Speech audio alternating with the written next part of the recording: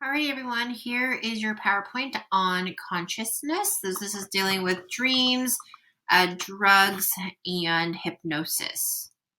Alrighty, so forms of consciousness. Consciousness is our awareness of ourselves and our environment. So you being consciously aware of you listening to this PowerPoint, you being consciously aware of where you're sitting, what you're seeing, what you're sensing, what you're hearing is all part of consciousness. Okay, sensory awareness. It is a knowledge of the environment through the perception of sensory stimulation. So all five of your senses, you being conscious of all the things that are around you. Okay, direct inner awareness is knowledge of one's own thoughts, feelings, and memories without the use of sensory organs. So this is going to be your preconscious and conscious. And so this has nothing to do with what we can sense with our five senses. Okay, so preconscious is basically focusing on something that is out of awareness, and the only way we can focus on that is if I was to bring it into your attention. So I think in class we talked about, remembering who was your first period teacher of your freshman year. What did you do for your 13th birthday? What did you do last week? What was the first thing you did when you found out that we were in shelter in place for this whole COVID-19 thing? So basically, there are things that are not in awareness, but once you bring it out of awareness, then you focus on it because I've asked you to do so or because you're trying to. So that's going to be your preconscious and your subconscious. Okay, then the unconscious is going to be Freud's biggest thing. He's all about it. They're basically feelings that are not available to awareness. So this is going to be your painful memories, your anxiety-provoking thoughts, feelings, impulses, usually sexual aggressive, according to him. And so the word that means that we eject anxiety-provoking ideas on purpose is going to be, not on purpose, without knowing that we're doing so is going to be repression. So this is without, I read that wrong, knowing that we are doing so. So this is, again, Freud's big thing. So we're trying to escape feelings of guilt and shame and anxiety. So we're going to repress things that we are not knowing that we're doing so. So this is like something as simple as you forgetting that something is due, or you have a test that day, even though it's been written on the board. It's because Freud would say that you have anxiety about it. So then you've now naturally kind of just unconsciously repressed those memories. Okay, suppression is the actual deliberate conscious placing of certain ideas, impulses, or images out of awareness. So you have deliberately chosen not to think about something painful that's happened, or a conversation you've had, or you failing something, or an embarrassing moment. So you've just consciously been like, no, I don't want to think about that right now. So then that would be considered suppression. Okay, then descriptive of bodily processes is going to be the non-conscious. So this is like my hair growing or my nails growing. We all know those things are happening, but we don't sit there and go, oh my gosh, my nail just grew, or oh my gosh, my hair just grew. It's more like we just woke up and we're like, oh, hey, I need a haircut. I need to cut my nails. So they're descriptive of bodily processes that we are not actually, we are aware that it happens, but we're not consciously aware of it currently happening as it's happening. Okay, then alternatives of consciousness is going to be everything else that we talk about. It's going to be when you're sleeping, when you're meditating, if you're doing drugs, if you're hypnotized. Okay, then Freud's iceberg theory.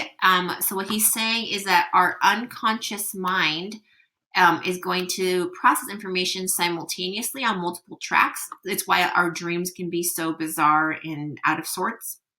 But our conscious mind is going to process information sequentially. So we have to actually do things step by step, one at a time. Multitasking is difficult for a lot of people because our brains don't work in multiple tracks, and it usually just works on one track. And so when it comes to the different icebergs levels, we have the tip of the iceberg, which is outside of the water. So this is the conscious mind. So I'm consciously aware of what's going on around me. Right underneath the iceberg under the water is going to be your preconscious. So these are things that are your memories, your stored knowledge. So it's going to come out of the water once you're asked to focus in on it. And the deep, deep, deep, dark ocean is going to be your unconscious mind, which is going to be your fears, your violent and sexual and aggressive impulses and desires. Okay, sleep and dreams. So hopefully during this COVID-19, you guys are able to sleep more. Please don't stay up so late like you normally would have doing homework. Please get your 8 to 9 hours if you can. And so because sleep is incredibly important to our bodies and our development. So annual cycles, what disorder is it called where you are going to get more depressed during winter months? That is going to be called SAD, seasonal affective disorder. So in dark winter months or fall, sometimes we're going to get a little bit more depressed, a little bit sad. Those of you that are going off to college in more like the East Coast or somewhere like Washington where it's always really rainy, just be really mindful of your mental health because us in California, we're really lucky to have such beautiful weather most of the time. And so when you go to a really cold or dark area, you're more susceptible to having depressive symptoms. Okay, and then the 28-day cycle is for females. That's going to be female's menstrual cycle. The 24-hour cycle is for all of us. It's where our body has a combination of being alert and then also being asleep. And then your temperature is also going to change throughout the day as well. And then the 90-minute cycle is basically our sleep cycle, which I will go over. It's going to be 1, 2, 3, 4, 4, 3, 2, 1, and then REM. And that whole chunk is going to be 90 minutes. Okay, super important word. The fancy word for this whole 24-hour cycle is going to be circadian rhythm. And so the key words there is that it is a 24-hour cycle and that it is a cycle that includes sleep and wakefulness.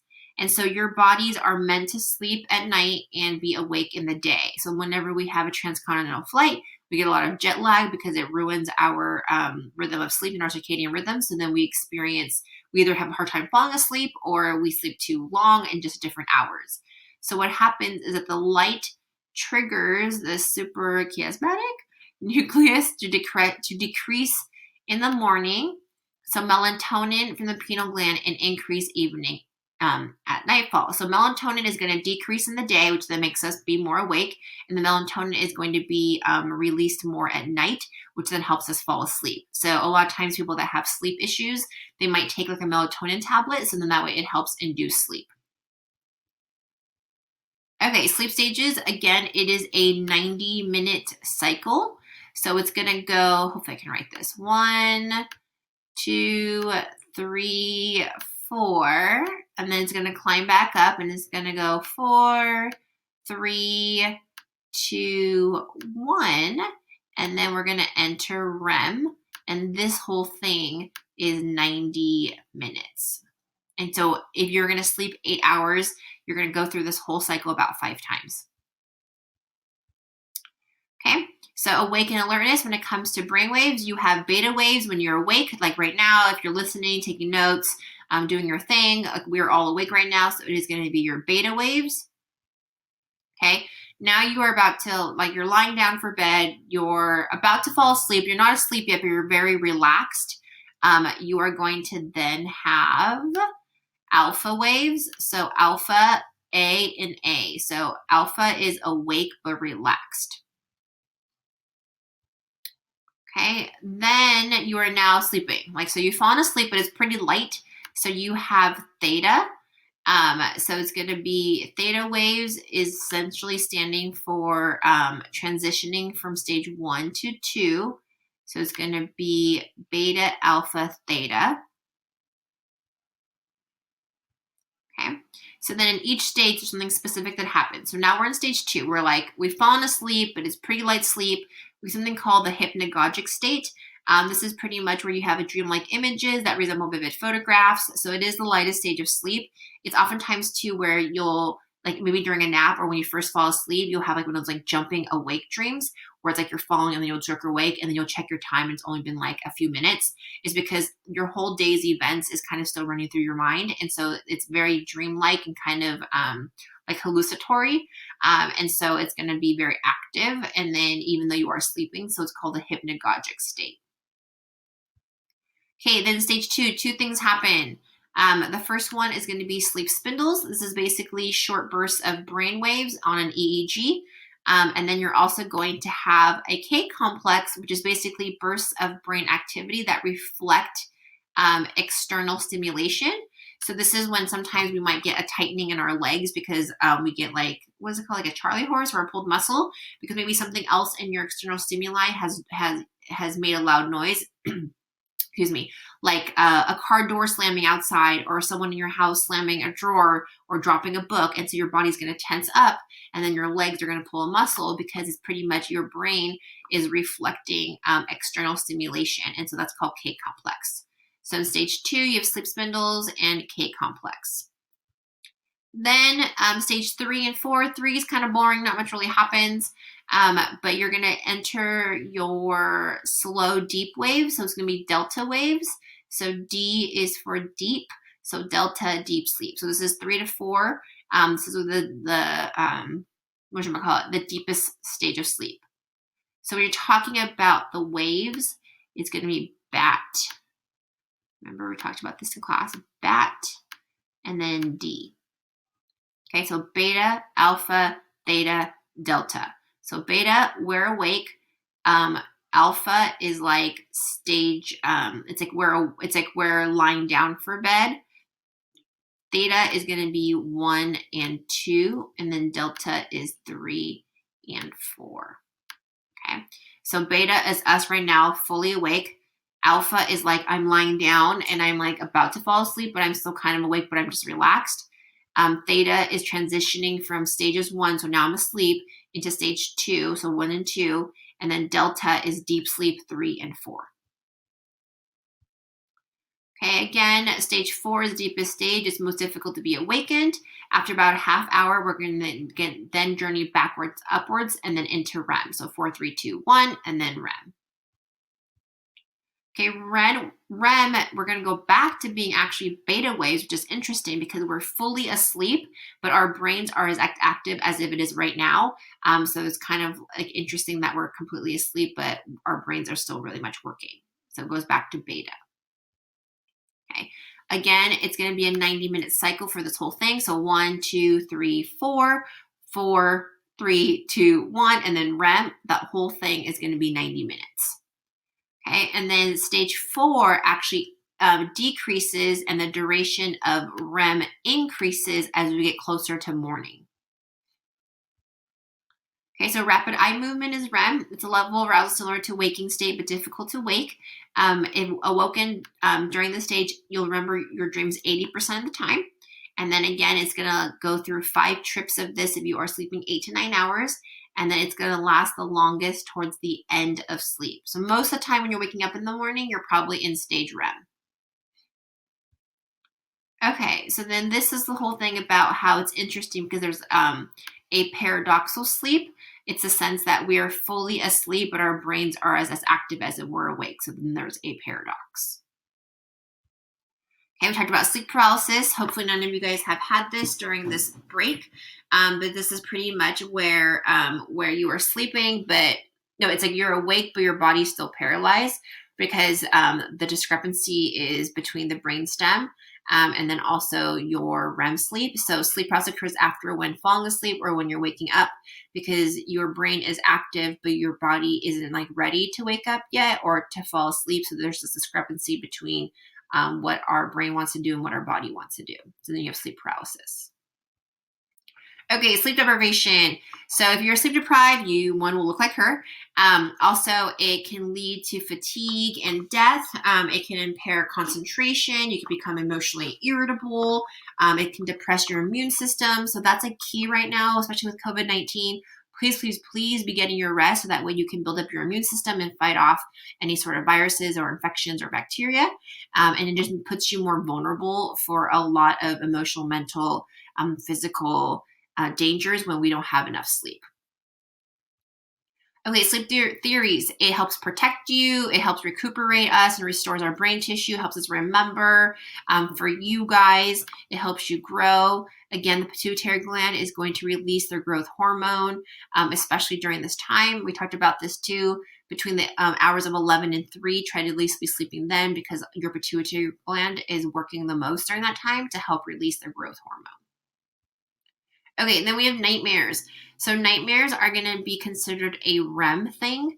You can have nightmares and dreams in all the stages, but it's going to occur mostly in REM. People that have more nightmares, if they have a lot of like trauma or, just a lot of stress, then they're going to have more frequent nightmares. Okay, then different disorders. When it comes to having difficulty falling asleep, that's going to be called insomnia. So insomnia is we have either a hard time falling asleep, remaining asleep, or wake up too early.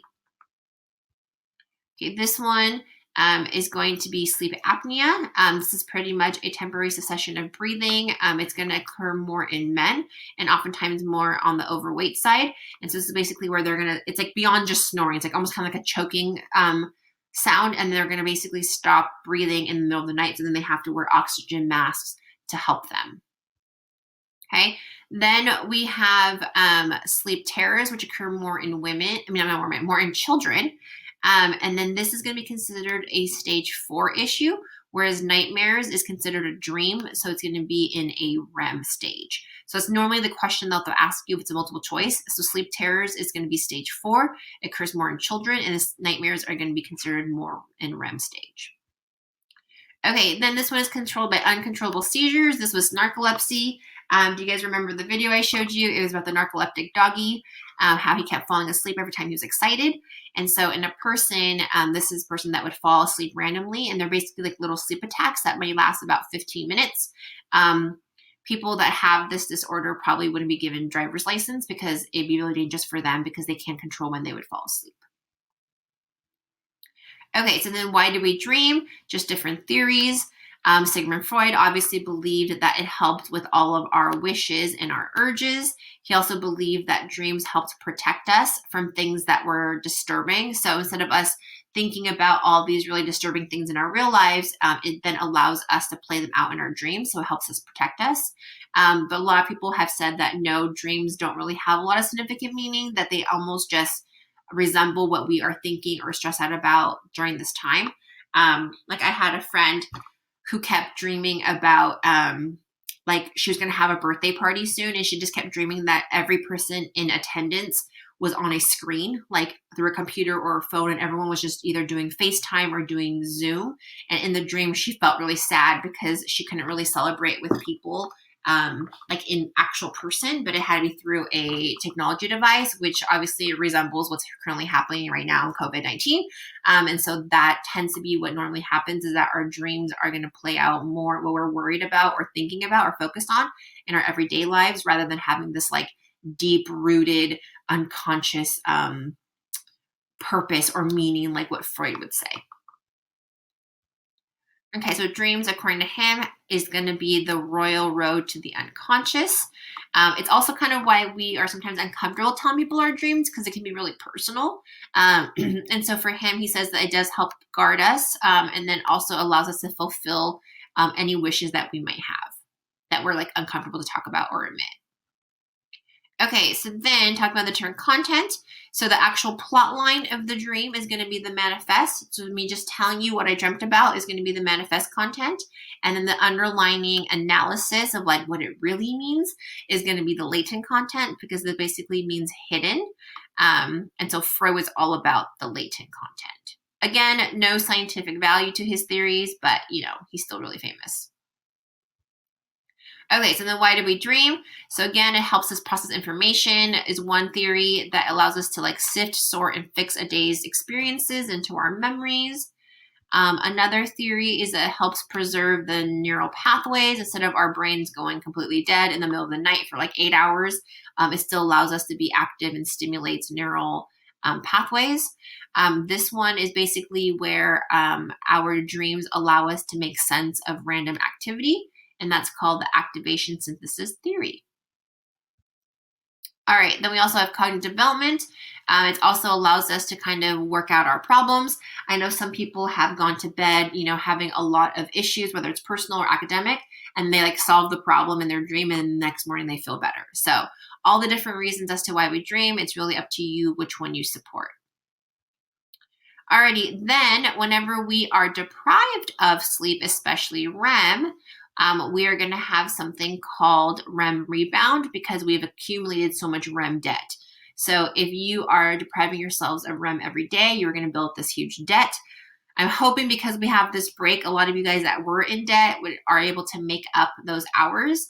And so if you didn't make up those hours, when you take a nap or go to sleep, it's going to bounce you right back into REM. And so that's called REM rebound. It's also why a lot of times on the weekends, if we were deprived during the week, we're going to have a lot of more vivid nightmarish dreams because it's just making up for all the REM that you had missed throughout the week. Okay, then moving on to hypnosis. So the person that came up with hypnosis is going to be Franz Anton Mesmer. So it's kind of like to be mesmerized. And he basically just, hypnosis can work for some people, but only if you really believe in it. If you are someone that's really cautious or critical or suspicious of things, then hypnosis probably wouldn't work for you. Okay, so post-hypnotic suggestion is suggestion carried out after the subject is no longer hypnotized. So this is like where people will snap their fingers, like when you're seeing it in movies or at the Orange County Fair, and then they ask you to do something like bark like a dog, and then you bark like a dog. That'd be called post-hypnotic suggestion.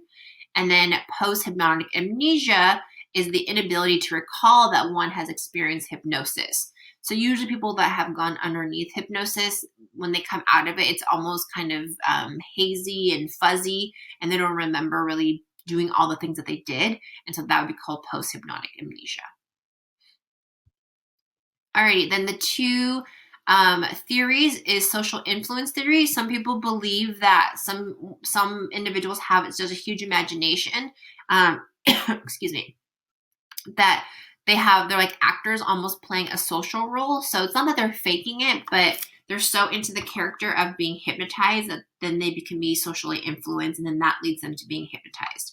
Another one is the divided consciousness theory, that some people actually dissociate, which you all know what that is now. They can dissociate from, like who they are out of their body, and it's almost like they're kind of floating outside of it. And so then that can also help them become more hypnotized. Okay, now moving on to drugs. So obviously drugs are bad.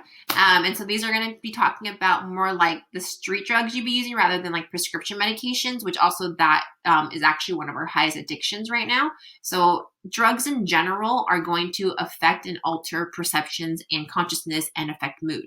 And that's basically what it's saying, is that a psychoactive drug is a chemical substance that's going to alter perceptions, mood, and affects consciousness.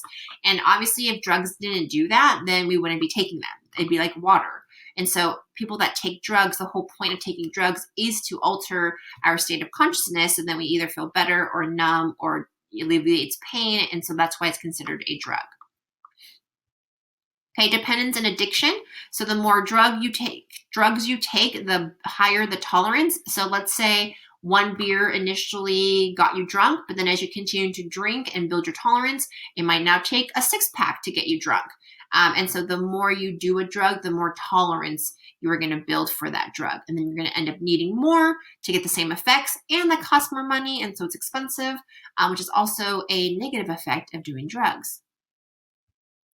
Okay, so withdrawal is that once you stop using a drug, you are going to experience a lot of undesirable effects, whether it's headaches, diarrhea, nausea, chills, trembles. I know just if I don't drink coffee for a day, even though this COVID-19 has helped and I haven't drank coffee a lot, which is good. But those of us that are addicted to caffeine, when we don't drink it, a side effect is severe headaches. And that alone can be pretty uncomfortable. So then that might keep people continue to do the drugs. Addicts who are, that's just caffeine. If you're talking about other harder drugs, the withdrawal effects can be even more severe. So that could also be the reason why they continue to do the drugs they're doing. So then an absence of a drug may lead to a feeling of physical pain. So like headaches, nausea, that would be then called a physical dependence. You craving the drug, or you thinking about the drug, or you dreaming about the drug, or you feeling irritable from the drug is going to be considered more a psychological dependence. Okay, so then you have 3 classifications. You have depressants, stimulants, and hallucinogens. So it's helpful to know all of them and in the categories. So those of you that are graphic organizer people, it's helpful to list them all out. If my pen was working better, I would do that for you guys, but the next slides will have it anyway. Okay, so the 3 types of depressants. So the whole point of a depressant is to reduce neural activity and slow down body functions.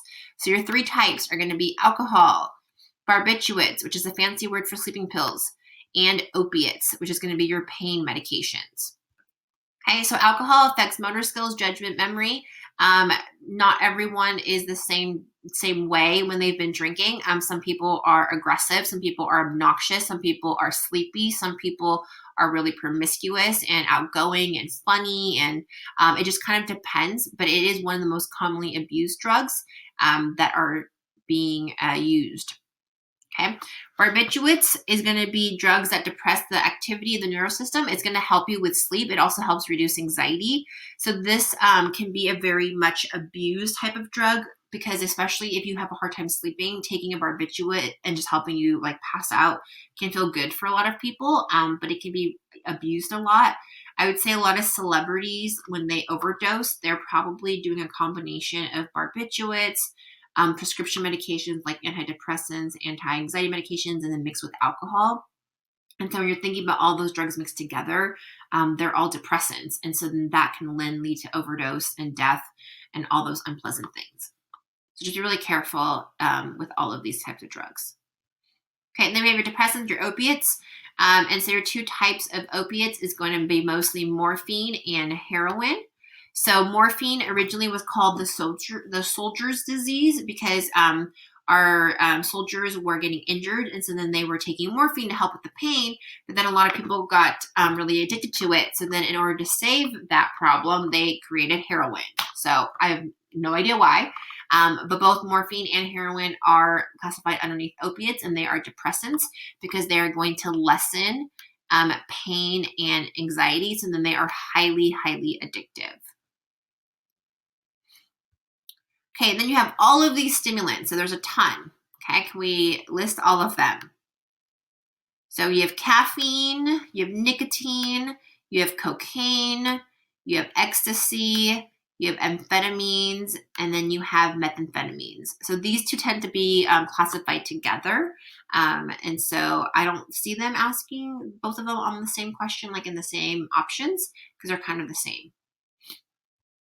Okay, so caffeine and nicotine. So caffeine's obviously in coffee, soda, tea, and then nicotine is going to be found in cigarettes, vaping.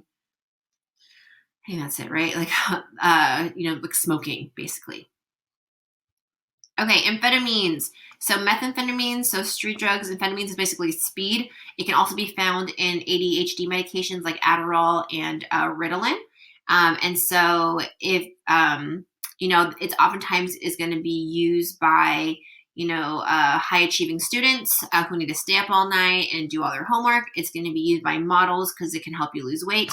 It can be abused by truck drivers because they have to drive a long way. And so this is the person that's going to like seem really like talk really fast and like be all over the place and really just active. And so it can also have a huge crash though when they stop taking it. Okay, ecstasy is kind of like it's known as like your feel good, like touching drug, like it's your rave drug. And so what it's going to be, it's that this is the drug that is the only one that's classified as a stimulant and a mild hallucinogen. And so it's going to produce a euphoric high, but then it can also damage your serotonin producing neurons because then it can make you crash and then lead to depression or a loss of memory.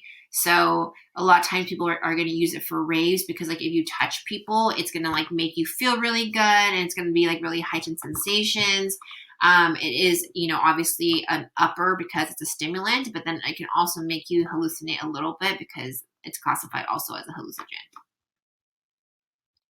Okay, then we have cocaine. So cocaine, if you aren't familiar with popular drugs or like TV, movie, this is where they're going to have a line of rows of white powder, and they're pretty much just going to snort it.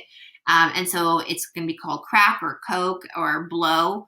It can be sniffed or injected. And so the way, I don't know if you guys can see this here, this one's really important. So by binding to the sites that normally reabsorb neurotransmitter molecules, cocaine blocks the reuptake of dopamine. Okay, dopamine, which is arousal and like the feel-good neurotransmitter.